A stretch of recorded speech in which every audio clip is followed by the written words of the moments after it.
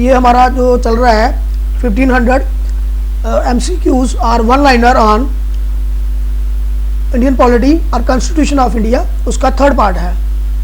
तो we have discussed, हमने यहाँ तक कर लिया हुआ है, 185 तक क्वेश्चंस हमने कर लिए हैं। What is contained in the 10th schedule of Indian constitution, तो वो है 10th शेड्यूल जो है इंडियन कॉन्स्टिट्यूशन का, तो उसमें क्या वो क्या देता है हमें, वो हमें देता है provisions regarding the disqualification on ground of defecation, तो ये देता है डिक्वालिफिकेशन ऑफ मेंबर देता है, ठीक। तो इसके बारे में बताता है ये में। Mahatma Gandhi was first to referred as father of nation. Mahatma Gandhi ji को पहली बार फादर ऑफ नेशन किसने बोला था, तो वो बोला था सुभाष चंद्र बोस ने, ठीक, सुभाष चंद्र बोस ने। जय हिंद, जय हिंद द नेशनलिस्ट स्लोगन जो है ये किसने कॉइन किया, किसने इसको नाम दिया, किसने शुरू किया, he was Subhash Chandra Bose. Who framed the constitution of India, doctor BR Ambedkar. Which famous leader raised the slogan, किसने कहा tell the slave he slave and he will revolt, किसने बोला कि स्लेव को बताओ, गुलाम को बताओ कि वो गुलाम है और वो क्या करेगा, रिवोल्ट करना शुरू करेगा, विद्रोह करना शुरू करेगा। तो वंस अगेन ये भी डॉक्टर अंबेडकर ने बताया हुआ है।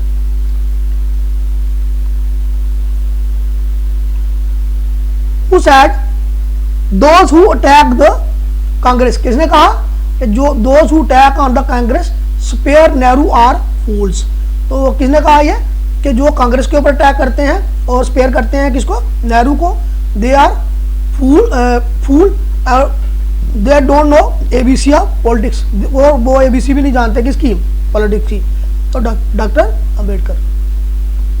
What is the name given to Ambedkar's house built for himself his family, उसका नाम क्या है, दादर में, मुंबई में, राजगिरे। इंडियन कॉन्स्टिट्यूशन क्या है, पूरा रिटर्न है, लेंथी है, दुनिया सबसे वर्ल्ड में सबसे ज्यादा लेंथी कॉन्स्टिट्यूशन है ये रिटर्न। क्विट इंडिया मूवमेंट के दौरान, लेट दिस क्वेश्चन, इसको रहने दो। होमस्पन एंड साल्ट मार्च जो है ये किसको प्रमोट करते हैं, महात्मा गांधी जी की कौन सी फिलॉसफी, नॉन वायलेंट फिलॉसफी को प्रोटेस्ट करते हैं, ठीक। होमस्पन मतलब चरखा काटना, घर में खादी का वो बनाना, कपड़े बनाना, और साल्ट मार्च जो गांधी ने निकाला था against salt law. Which year is considered to be memorable landmark in the history of India for struggle, 1921. You have to write it comment why year 1921 is memorable, remarkable year of the Indian struggle for freedom. First bar of independence took in which year, तो ये मानते हैं हम 1856 के विद्रोह को मानते हैं, रिवोल्ट ऑफ जो सिपाही मिलिट्री हुई इंडिया का पहला फर्स्ट फ्रीडम स्ट्रगल माना जाता है इसको। महात्मा गांधी जो है किस के एडिटर थे, यंग इंडिया के एडिटर थे। Who was not member of constituent assembly, तो महात्मा गांधी, आप ऐसे याद रखिएगा कि Mahatma Gandhi was not a member of constituent assembly, ठीक। Who among the following was not a member of royal commission का मेंबर, ये नहीं थे। तो excuse me,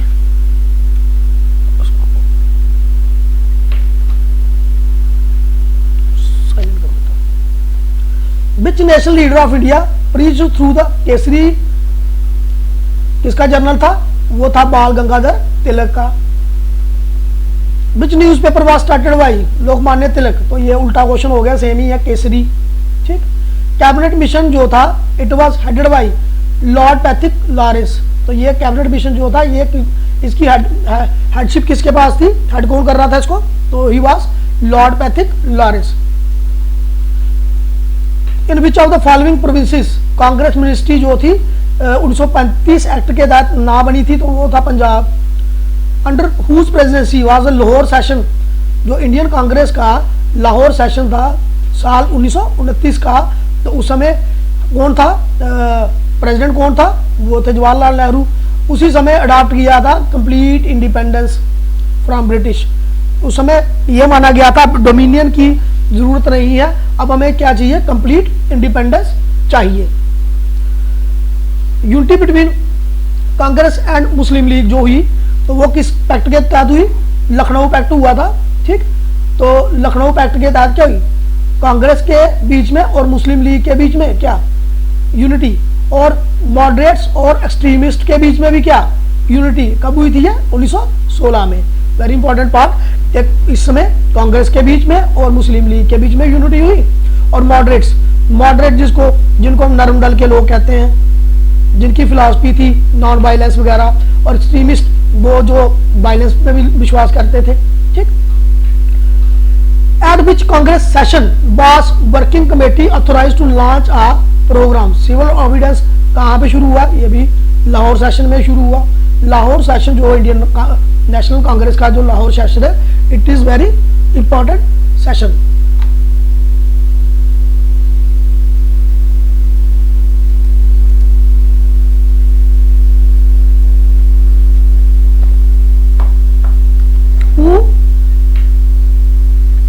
among the following draft resolution जो था, जिसमें फंडामेंटल बात की गई थी, वो बात की गई थी कब, कराची सेशन में की गई थी। और कांग्रेस ने कब की, 1931 के कांग्रेस सेशन में बात हुई थी कि फंडामेंटल राइट्स को का drafted the resolution for fundamental right. तो ये कराची सेशन, कांग्रेस का 1931 का Karachi session, headed by Jawaharlal Nehru, once again Jawaharlal Nehru. Who among the following was chairman of union constitution, जो कॉन्स्टिट्यूशन कमेटी थी, उसकी जो हमारी कॉन्स्टिट्यूंट असेंबली थी, उसमें कमेटी थी यूनियन कॉन्स्टिट्यूशन कमेटी। तो उसके जो चेयरमैन थे वो कौन थे, he was Jawaharlal Nehru. Who made the comment on constitution should not be so rigid that it cannot be adapted to the changing need of national development and strength। तो किसने कहा कि कॉन्स्टिट्यूशन इतना भी स्ट्रॉन्ग रिजिड नहीं होना चाहिए कि उसमें जो हमारा नेशनल डेवलपमेंट के लिए या देश की स्ट्रेंथ के लिए जो चेंजेस की जरूरत उसमें पड़ती है। ठीक, अगर हमें कोई पॉलिसी अडॉप्ट करनी है for the development and strength of nation, तो उसको चेंज करने की पॉलिसी को कॉन्स्टिट्यूशन इतना रिजिड नहीं होना चाहिए कि उसको चेंज ना किया जा सके। तो this statement was given by Ajit Gandhi. Vande Mataram was first संघ, कहाँ गाया गया था ये आईएनसी ने 1896 में उसके सेशन में पहली बार गाया था। The expression terrorist and destiny, terrorist and destiny जो है ये जवाहरलाल नेहरू ने यूज किए थे on the occasion of August declaration. Terrorist and destiny it is also, ये मानी जाती है जवाहरलाल नेहरू की first speech during independence. India enacted and important, बहुत इंपॉर्टेंट क्वेश्चन है ये, टेररिस्ट एंड डेस्टिनी जो स्पीच है ये किसके द्वारा दी गई थी, ये जवाहरलाल नेहरू के द्वारा फर्स्ट ओपनिंग स्पीच दी गई थी। India enacted an important event, Indian national movement celebrating the 75th anniversary, तो सिविल डिसओबीडियंस मूवमेंट।